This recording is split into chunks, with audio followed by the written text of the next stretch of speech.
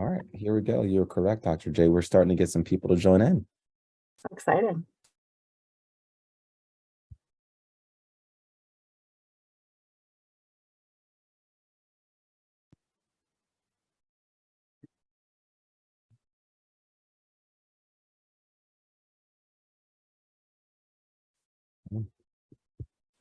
Good evening, families. We're going to get started in just a moment. I want to take a little bit of an opportunity to make sure that we give some time for other families to join in. We appreciate all of you being here with us this evening.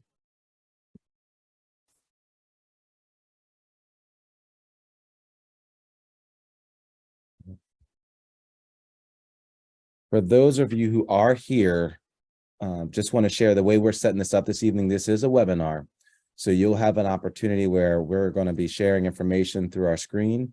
But if you have questions, there should be a feature where you can go ahead and ask our panel questions.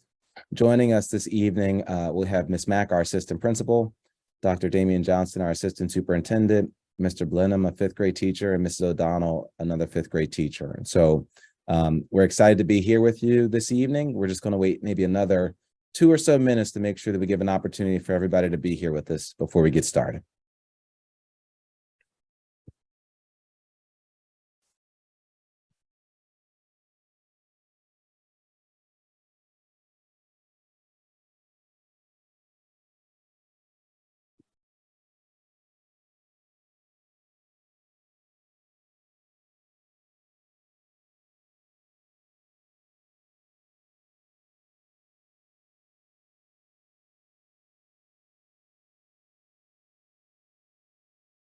Let's keep an eye on our participants. Here we have a few more people join us. Great. Hey, Dr. Mack. I'm going to have to, my computer screen keeps going off and coming back on. I'm just going to quick restart my computer. Are you going to be able to let me back in if I have to restart it? Okay. Definitely. If you use this link, you'll be able to come back in. Okay. I apologize. I don't know what's going on here. Okay. Thanks. Yep. Thank you.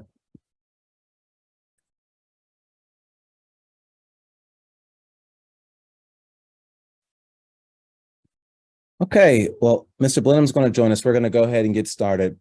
I want to take this opportunity to officially welcome all of our families to this evening's fifth grade small learning community meeting. I shared previously with the attendees who were here earlier, we're setting this up as a webinar. So this is a great opportunity for us to share information with you, where you'll have the opportunity to meet with myself, Ms. Mack, our assistant superintendent, Ms. Mack, our assistant principal, Dr. Damian Johnson, our assistant superintendent, Ms. O'Donnell, fifth grade teacher, and then Mr. Blenheim, another fifth grade teacher who'll be here with us. With this feature, you'll have an opportunity to ask us questions. So there's a Q&A box that you'll have. If you have any questions for us as we go through the presentation, it's a great opportunity for you to go ahead and add those questions into the box, and we'll do our best to answer those questions throughout the presentation. I want to share with you as well that we will be recording this presentation. So it's an opportunity where for families who have not been able to attend this evening, we'll have the chance to share with them this information so that they can access it at a time that works best for them. So we'll get ready to share information with you this evening. Our agenda tonight is to share with you kind of the roadmap of how we landed in this opportunity to begin implementing a small learning community model here at Erdenheim Elementary School. And so we're going to share with you our planning and our preparation. We're going to talk to you a little bit more about the small learning community model. And then we're also going to share with you, what does this mean for our students? What does this mean for our families? And then how are we going to measure progress as we look to implement this model next year for our current fifth graders? As we go through this, this evening's presentation, is our hope that we'll be able to answer questions that you have. We do recognize that we sent out a survey last week, and we hope to be able to address many of the questions that were asked in that survey this evening during our presentation. So I want to share with you that this process, while we are looking to implement it next year in the 2023-2024 school year, this actually started back in 2018, 2019. We had a group of our fourth and fifth grade teachers actually approach us with a proposal to look at small learning communities. They wanted to be able to focus better on preparing students for middle school, and they wanted to be able to really target instruction so that they can better meet all of their needs.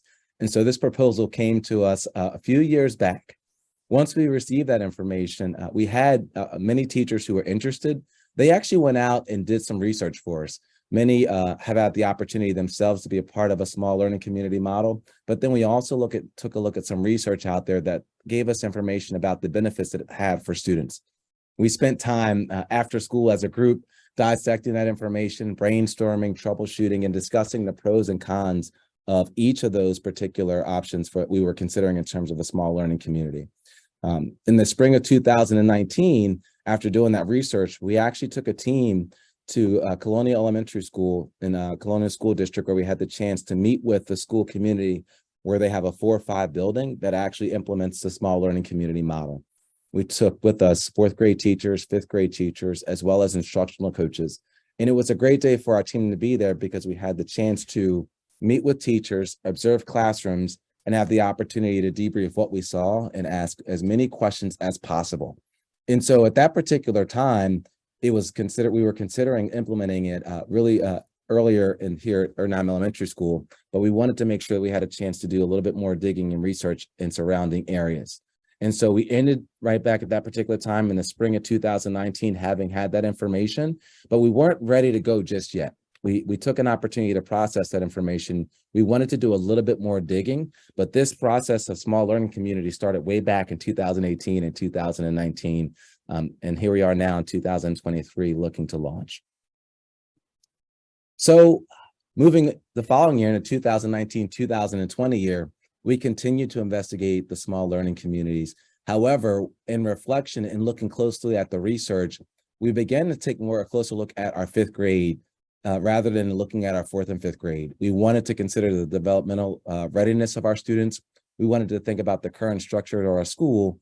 And we really thought and felt as a team in looking at the research that looking at a model such as this, it would be better suited started in 5th grade rather than looking at 4th and 5th grade. And honestly too, it was a smaller group to be able to go through this process to learn more and more about. When you take on a project such as this, if you take it on a large scale, it's hard to kind of be able to make adjustments along the way. Looking specifically at 5th grade, our oldest students in the building, we felt like that we can get them developmentally ready to be able to really successfully engage in the small learning community model. And so that shifted for us, where it initially started off as a 4th and 5th grade idea, it narrowed down into making more closely looking at 5th grade. So in the winter of 2019-2020, we began to develop potential 5th grade small learning community schedules. And we were really looking to implement it in the following year, the 2020-2021 school year. As you all know, that work stopped abruptly, I believe in March 2020, when the school shut down, our society and our world shut down, and this whole project froze. At that particular time, our focus wasn't on small learning communities. Our focus really shifted on making sure that we can take care of the health and welfare of all of our students. And so this is something that at that particular time stopped. So with it stopping in the 2021-2022 school year, we were focusing really on managing the pandemic. We continued to learn more about the small learning community model, but we were also looking for ways to build positive relationships for our students. What we learned as a result of the pandemic, our students did not have a lot of opportunities to socially interact. And so when they started to return to school, our focus was really looking at that specifically. How can we make sure that our students can build positive relationships, interact, the growth and the momentum that we saw prior to the pandemic? But our team and our staff continued to learn more about the small learning community model along the way. And that was in the fall of 2021. If you recall, we shared with our families back in winter 2021 and 2022, one way to build relationships and give an opportunity to see how our students would manage interacting with different adults in the building, as well as moving throughout the building. We implemented our Spartan Choice Fridays. This was an opportunity where our students had the opportunity to choose an activity of their choice, and they had the opportunity to connect with another adult and move throughout our buildings on Fridays to build relationships. And that was a good opportunity for us to just assess the readiness of our students, and particularly how mature would they be walking through the hallways? How might they respond when they're in the classroom with a different adult rather than their classroom teacher? And how might they collaborate with different people or different peers that they don't always see? And I have to tell you, the feedback from our Spartan Choice Fridays was, really received really high. Our students expressed excitement about it. They continued to rave about it. And obviously it was something that we wanted to be able to really continue to implement in our school community in a positive way. And so this was a great opportunity for us to, weave this into our small learning community conversation, looking at Spartan Choice Fridays, looking at the positive feedback that we received from students, and looking at the ways in which that our students benefited from interacting with different peers, interacting and building relationships with different adults. It was really something special that we really felt like our kids really benefited from. And we knew it was a big hit, especially when we didn't have Spartan Choice Fridays and the kids missed out or there was a schedule change. They were really disappointed. And so it was a good opportunity for us and an eye-open opportunity for us to really think about, how the small learning community model could be implemented as we began that conversation as it started up again. So here we are this year, building on the momentum from the past couple of years. As I shared, as a result of the success of the Spartan Choice Fridays, our fifth grade teachers took a look at that and came back, and we continued to have further conversations about the small learning community model. And with the idea of being able to support the academic, the social, and the emotional development of our students. This is about the kind of the third year out of the pandemic, and our students really have responded really nicely, and they've had the opportunity to develop some really good relationships. But we also wanted to continue to find creative ways to be able to support their emotional development as well as their academic development. Not mentioned here on this slide is that as a district, we've really tried to focus on how do we create more authentic learning experiences for our students? How do we become more innovative? And as we challenged our teachers to be able to think about this, that's where the small learning community model also came into play earlier this year in wanting us to try to take a closer look at it and consider how it could impact our students. And so in the winter, this past winter, we met regularly with our fifth grade team. As a group, I'll be honest, they've really challenged each other to look at the pros and cons of this small learning community model. Everyone had a different perspective. Everyone could see the benefit, but also we could see some of the potential consequences or cons in terms of being able to implement this model.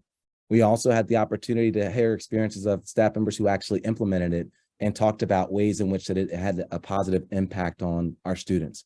Ultimately, as we kind of listed out, what are the pros, what are the cons, and what we wanted to be able to accomplish for our students in our school community in terms of being innovative, providing more authentic learning experiences, and really building up our students' social, emotional, academic skills.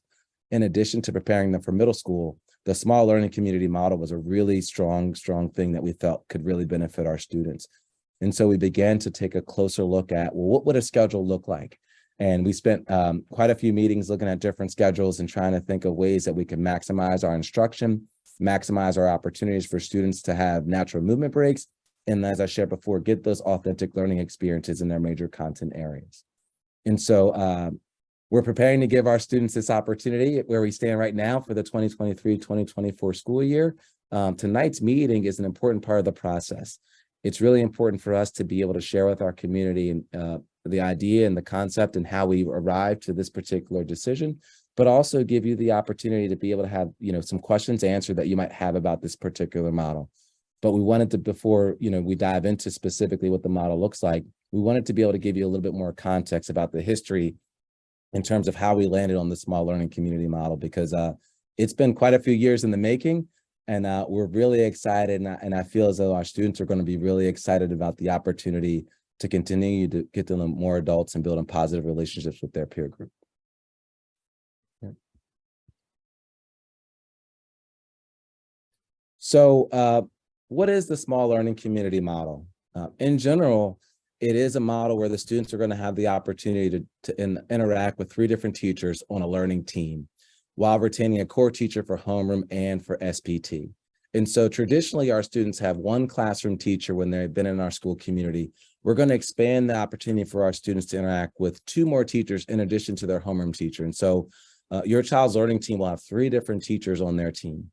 The team concept behind that, each teacher on the learning team will teach a major subject, either English language arts, math, and 1 teacher will teach social studies and science as a combination. Presently in our schools, our students might spend a few weeks on science and a few weeks on social studies. We'll have 1 teacher take on those 2 major content areas, and we'll be able to look at, different schedules in which those particular subjects could be implemented. The learning teams will spend time developing positive team culture, which we're excited about. And I think our students are really going to benefit from that. students will have the opportunity to do some team building, do some projects together. And one of the things that our fifth grade team does a really nice job at, so much community service. And so having the opportunity to have them in learning teams, do team building, as well as do some projects that can benefit the school community as a learning team, that gets us really excited for our students. One of the things that happens for our students when they transition to middle school is that they go from our building to the middle school, and then they mix up with, whatever their peer group may be. And so this is a great opportunity for us to prepare them for this, because I'm going to throw out some kind of rough numbers, assuming that we have about 25 students in each classroom, which is a little bit less than that. Our students will have a chance to maybe interact with, more students on a regular basis, which we feel like will increase their opportunity to build relationships, so that when they do transition into middle school, they'll be better prepared, having established relationships with more peers on a regular basis through the team concept. One of the things that we want to share in regards to the impact on students is just the student placement aspect of it. We're committed to, having all of our classrooms inclusive and making sure that students in each team are grouped heterogeneously. While teachers work within a single content area, they will have opportunities to deepen their instructional planning and meet the needs of all the learners in their classrooms. And so one of the questions that has come up within the survey was whether or not in this model will the classes or the teams be grouped. That will not happen. As a school community, we really believe in an inclusive model. We believe in giving our students access and opportunity to students on varying levels. However, within this model, it does allow for the teachers who are teaching one major content area to really be able to dive deeper into their content area in terms of planning and really strategize and meet the needs of students in really creative ways. I'll share with you in full transparency, as an elementary school teacher, one of the beauties of being an elementary school teacher is that you get to spend time with students for an entire day, but you're also teaching every single content area. And so at times, when you really want to dig into a particular content area, you almost have to move on to the next subject area. And so you can't spend as much time or be as creative as you like to be in certain areas because you're planning for everything. In this small learning community model and in this team model, our teachers will be able to really plan and strategically be able to meet all the different needs of students in their classrooms. Therefore, we don't need to do any leveling or grouping for our students. So here is a small learning community sample schedule that we wanted to share with our families. And if you looked at our s'more last week, this is a similar schedule within that s'more. But I want to try to walk through the schedule and explain it to you a little bit more. So each day, our students will arrive much like they do now, around 8:45 or 8:50, or depending whenever their bus or whenever they get dropped off. They'll go to their homerooms and they'll have their Spartan Pride time.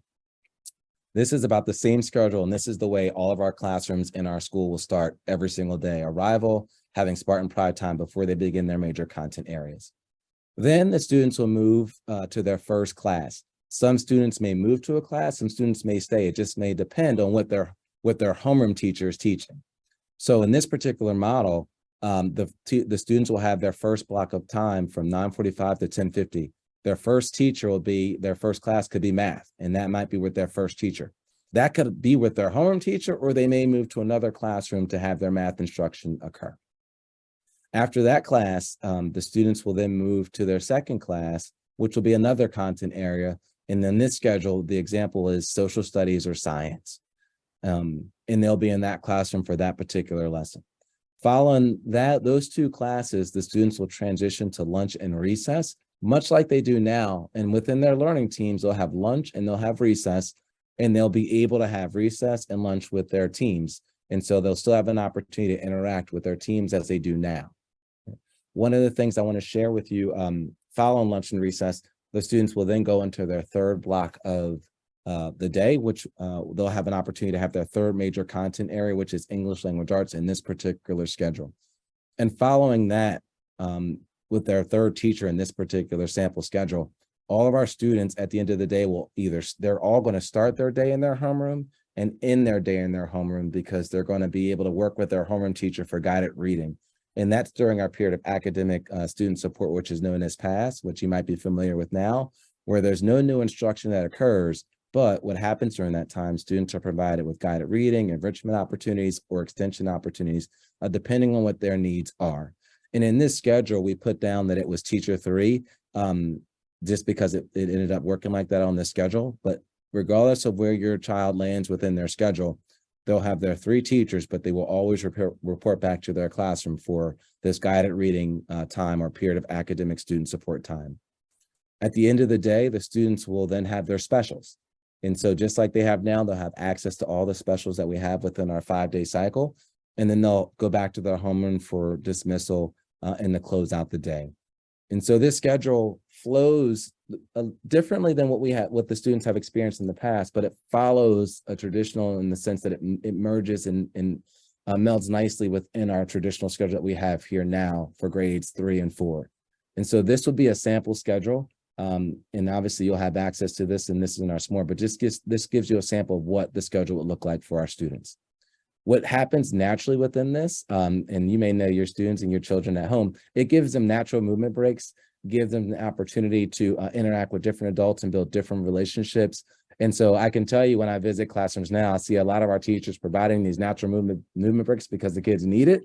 Well, our 5th graders will have access to it, and it'll be naturally within their schedule.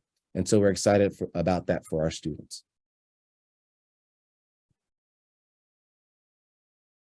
So I share with you a little bit more of the details. I kind of talked through a little bit on the previous slide, but this gives you a little bit more information as I shared with you before. All of our students will start and end their day with their homeroom teacher.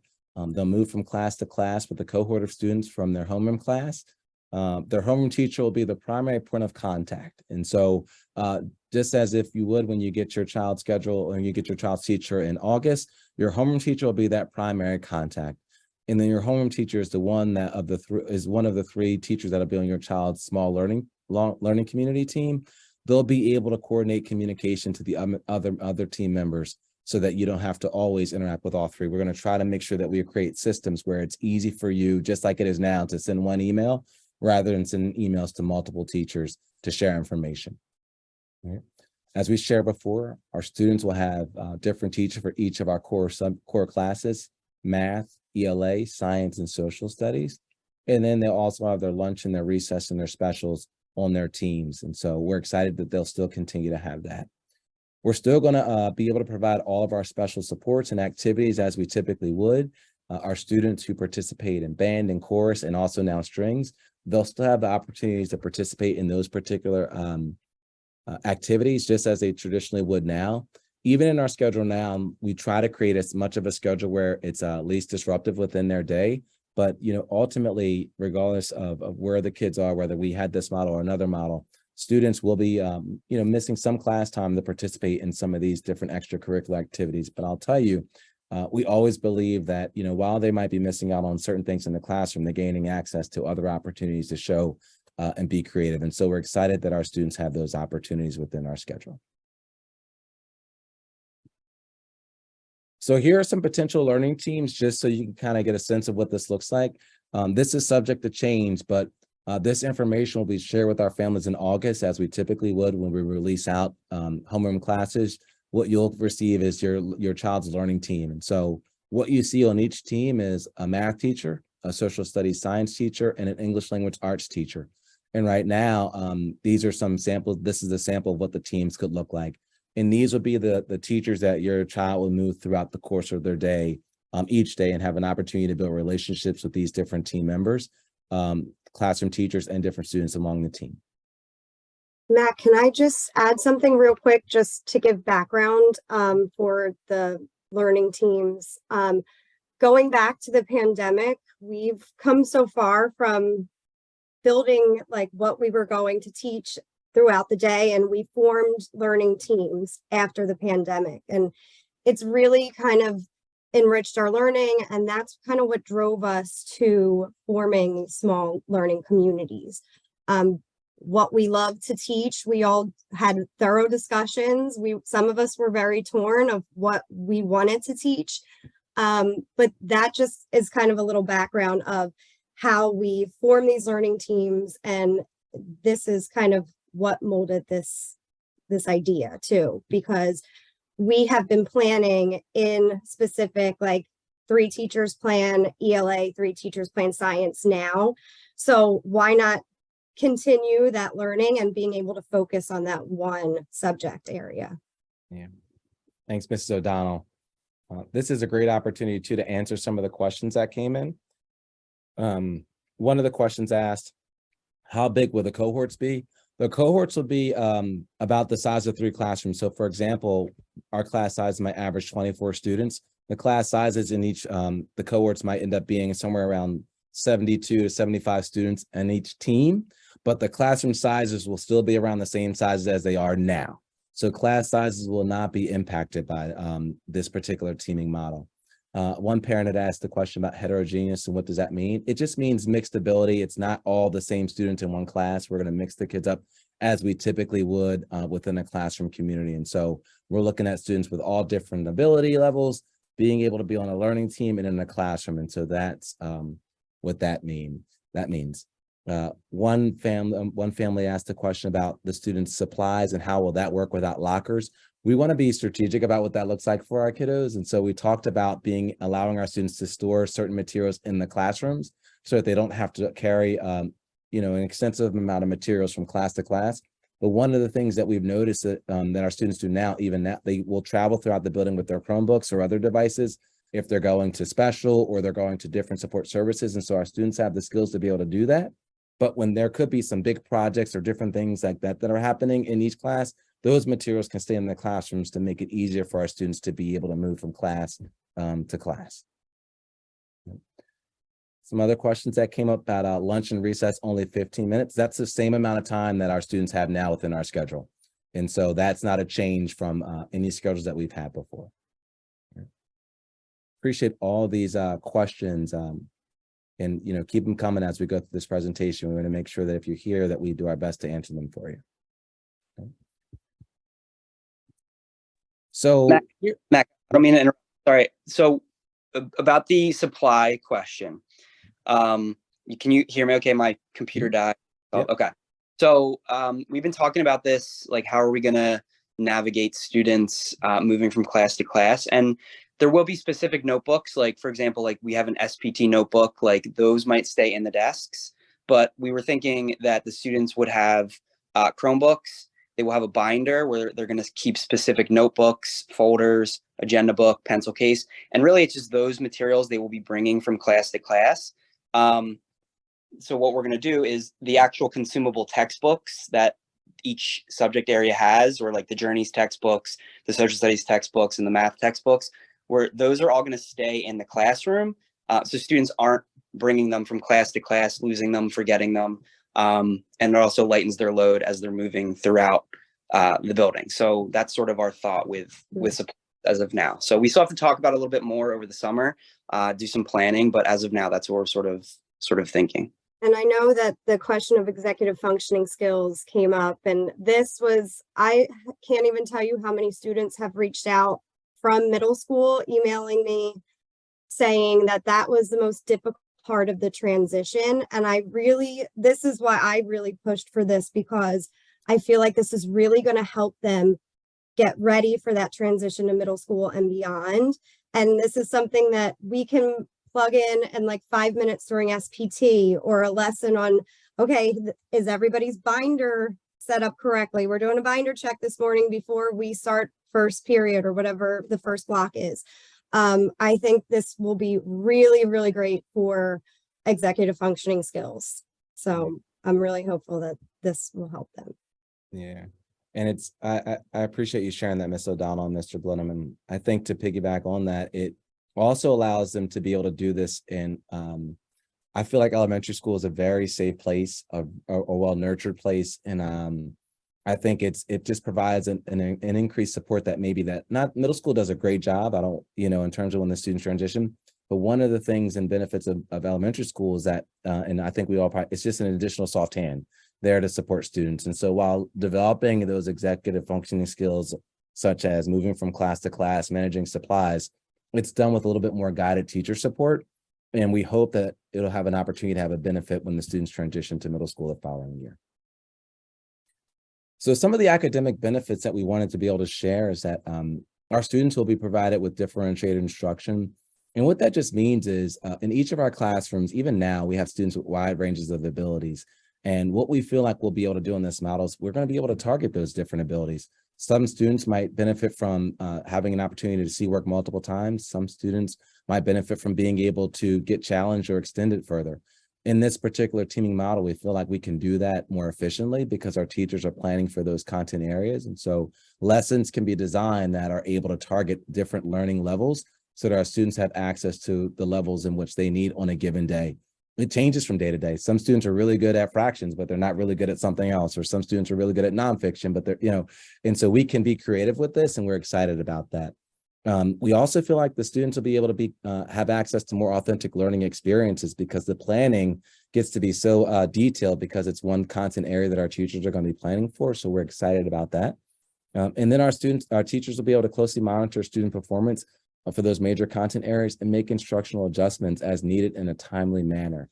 Having experienced this model before personally as a teacher, I was able to really be able to look at my students' performance and make adjustments the next day because I knew they were coming back and I was focusing on one content area. And so we're hoping that translates into our students experiencing more academic success in their classroom in these content areas. So the social benefits, we talked a little bit about this this evening. Our students will be a part of our learning team with 3 teachers and providing opportunities to broaden interactions and connections with their teachers. And we're excited about this because once again, when they head into middle school, they're going to have an opportunity to interact with more teachers. And so we're giving them a taste of this, but just on a smaller scale because it's only 3 teachers. Instead of interacting with a single classroom teacher in this model, they'll have an opportunity to interact with, up to about 75 students on their learning team. And once again, what's exciting about this is that the team can do some team building, some community building, and they'll get an opportunity to interact with quite a few more students.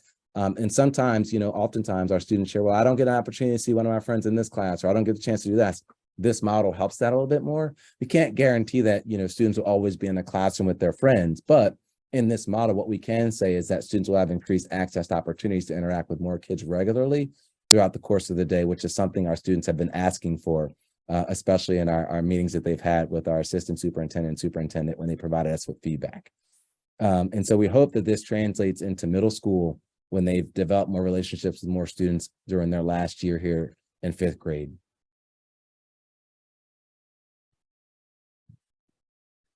So the emotional benefits that we see in students is that, obviously we feel like emotionally this is going to help prepare them for the transition to middle school.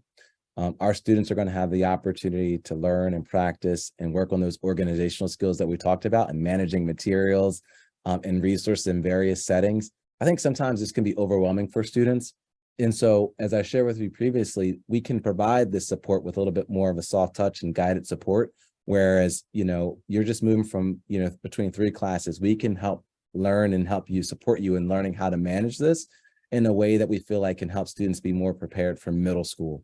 And so we know that it's 5th grade, it's not middle school, right? It's not. But what we're doing is we're giving you access to some of the things that you will experience in middle school. And so emotionally, for our students who are nervous about middle school or nervous about transition or nervous about interacting with different adults, we can already start beginning to teach you the skills of how to navigate that and teach you the coping skills of how to be able to move from one class to another class or interact with different people so that when you do get to middle school, you have some skills that you can rely on to be able to be successful when you arrive there. And so as we shared, we saw this emotional benefit as it relates to our Spartan Choice Fridays. I wish you could see it. Our students, as we stood out in the hallways as they were heading, they were smiling, happy, and on their way back, I'd always ask, did you have a great time? And they're like, yes. So we really feel like our students are excited and ready for this opportunity. So what does this mean for you as families? One of the things we spoke about earlier is that your primary point of contact is going to be your child's homeroom teacher, just as it is now. And so when you send an email about something regarding your child, you typically send it into your child's teacher. We're going to ask that you do that with your child's homeroom teacher, which will also be the teacher of one of the major content areas that your child will have over the course of the day. And then we'll also have, obviously if families would like to, they can always share their in any emails or important information with their child's entire learning team. But to make it accessible for families, we're just going to ask if you can, at minimum, make sure that you send it to your child's homeroom teacher. If your child receives any specialized services, your child's case manager may also be a point of contact, just like it is now. So for example, you have your child may have a homeroom teacher, but they also might have someone else on their team. when you send an email, a lot of times I see them, our families copy the homeroom teacher and someone else on the learning team, on your child's learning team. We're going to ask that you do the same thing. And as a team, we'll make sure that everyone is informed of what we need to know to make sure that we can support your child.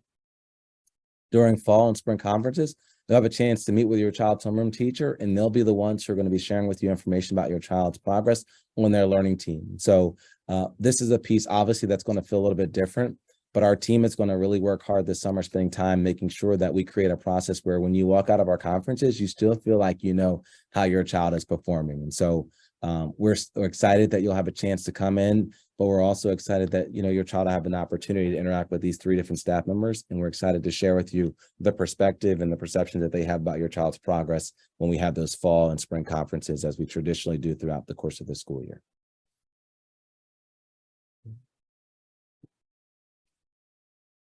So the last area we wanted to talk a little bit about is like, how are we going to measure progress, right?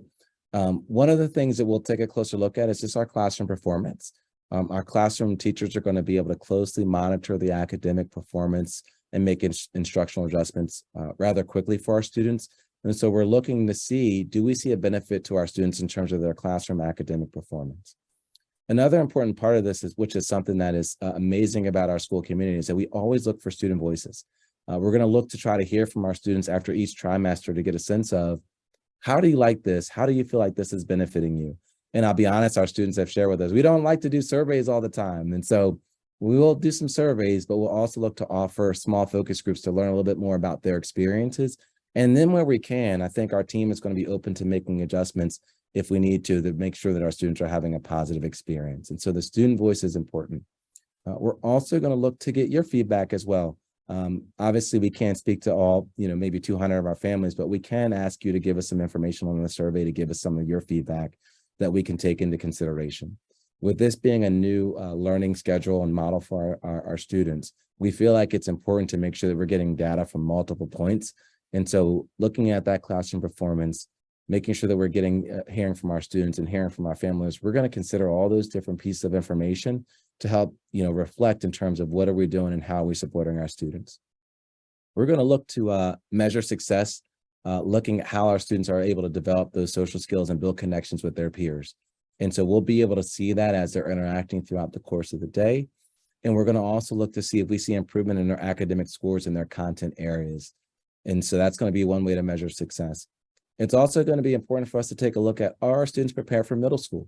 And so we're going to put in place a plan to be able to get some baseline data on our students, our current 5th graders now when they transition to middle school. How do they feel when they enter middle school and how prepared did they feel? And then we'll look to get some more information about this current cohort of our 4th graders who will be in the small learning community model. How much do they feel prepared going into middle school? And so that'll give us a really good comparison in regards to how we're meeting the needs of our students and preparing them for this transition following elementary school. And so those are the ways that we're going to measure progress for our students. And throughout this process, it'll be important for us to continue to share updates with you. But as families, we're hopeful that when your child comes home, they'll be excited about those authentic learning experiences that they get, excited about the work that they're doing. And when we send you those surveys, we're hoping that you give us that feedback. Let us know how your child is feeling about this particular modeled schedule. And we want to be able to look at that feedback and be able to, reflect on it. And, as a team, continue to think about how we can support our students. So we shared a lot of information, and with a webinar style, we can't see you. But I would like to make sure that as we shared information, if there are questions that are coming up, we like to take an opportunity to go through and answer those questions for you, share some information. Maybe if there's things that we missed, want to make sure that we give families the opportunity to do that.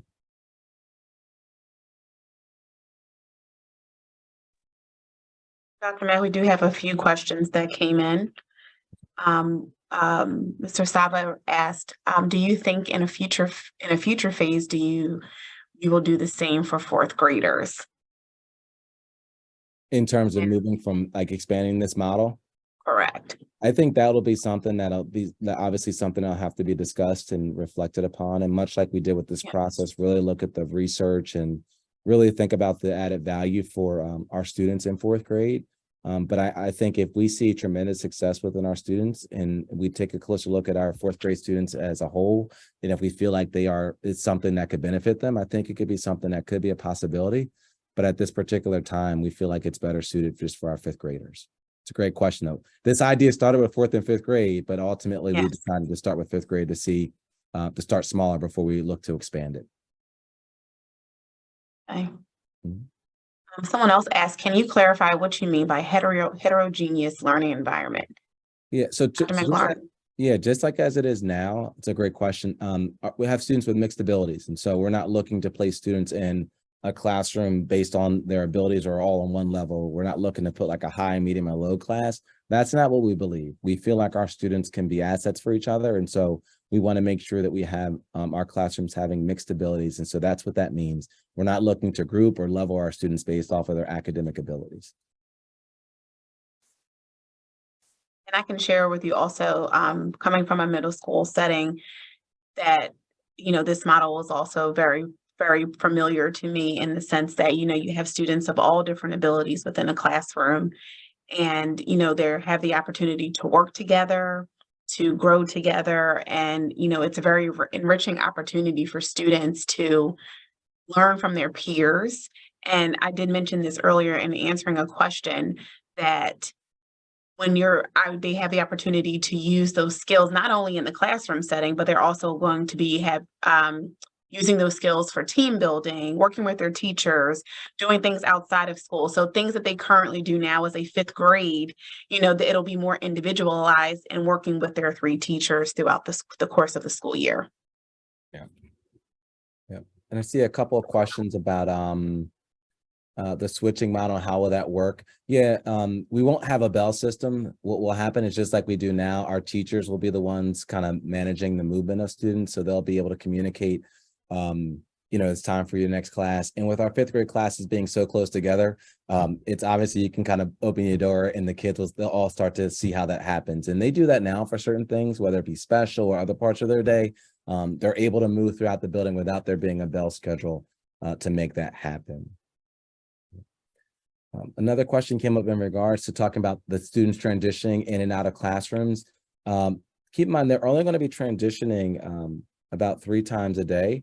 And what we looked at that in terms of reflecting about the possibility of this in visiting classrooms, they're probably doing more movement breaks than that in their current classrooms. Because our students, if they're in the classroom for 30 or 40 minutes, they need to get up and move for 2 or 3 minutes before they can get back and get refocused. And so movement breaks and transitions, we look at those kind of as opportunities for students to move and kind of get the wiggles out and just get recharged a bit. And so we feel like with them moving from class to class, this allows that to happen. It gives them a chance to kind of refresh, rejuvenate, and it won't pull away necessarily from the time it's in class because our classroom teachers are currently doing that. In fact, our 3rd and 4th grade classroom teachers do that as well. After about 30 to 40 minutes, the kids need a movement break. It just happens. They just don't leave the classroom. They just do it in their classrooms. You might have heard of Go Noodle or other things that the kids do to kind of do that. That's what that is.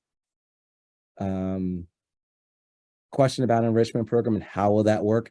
Similar to the way it works now, we have that time period within our day, a period of academic support where that's a 40-minute block of our time where students can receive support. But also, too, there are different times, too, when students might be pulled depending on different assignments and projects that they're working on. But our enrichment teacher will partner closely with our learning teams. And obviously, there could be projects that are more closely connected to ELA. Then in that particular time, may partner with our ELA team closely for projects over the course of a period of time. Or there could be a science project and our gifted teacher may partner with the science and social studies teachers. And so similar to what our schedule is now, we work a time with our gifted support teacher to make sure that those supports can be provided. But we're excited because if there's a particular project that's coming up that might be more tailored towards a particular content area, then we can really partner with those classroom teachers and our gifted support teacher to make sure that there's carryover between the different opportunities that the students have. But similar to what our model is now, we're still going to look for those opportunities for students to receive that support.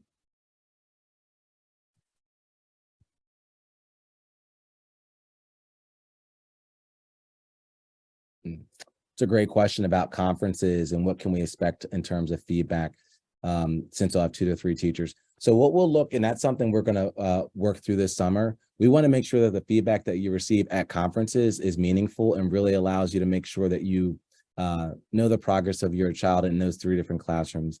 As a team, we talked about that actually in one of our meetings, and we talked about the idea that it's really important for you and for us to be able to share with you, in addition to academic performance, how does your child show themselves in each of their classrooms? How does your child demonstrate those soft skills, and how do they interact with peers, and how do they demonstrate problem-solving skills? We want to make sure that you have a pretty clear understanding of what that looks like in each of your child's classrooms. So that may look like a detailed summary statement, but also too verbal communication as well. We don't want to spend the whole time in conferences reading off of a piece of paper. While we will give you information that has some of those indicators, we want our teachers to be able to share with you what your child is performing like in each of those particular areas. And so you will get that feedback, but it's our hope that it'll be verbal as well as, in some type of written form that you'll have to be able to take with you when you leave conferences. And just to add to that, Dr. Mack, I know that our team is very consistent with keeping the lines of communication open, whether it's through email or phone calls, just to keep parents updated. So there typically will be communication back and forth, whether it's your science or social studies, ELA or math teacher. I know like Mr. Blenheim does check-ins over the phone in the beginning of the year as I do as well. So we will be in contact, even if it's not just the homeroom teacher.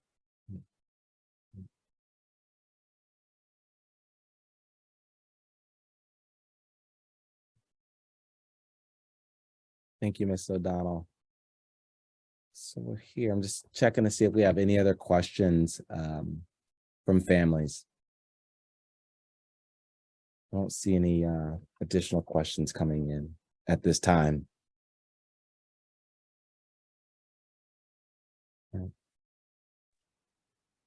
Okay.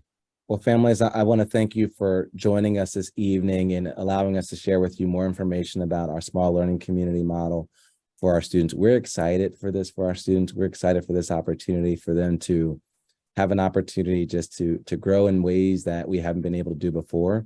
And we feel like our fourth graders, your children are prepared for this, they're ready for this, and we're excited to see them shine in this particular model. And so we're going to continue to share out information. As I shared at the beginning of this presentation, we'll make this accessible for families who weren't able to attend this evening's meeting.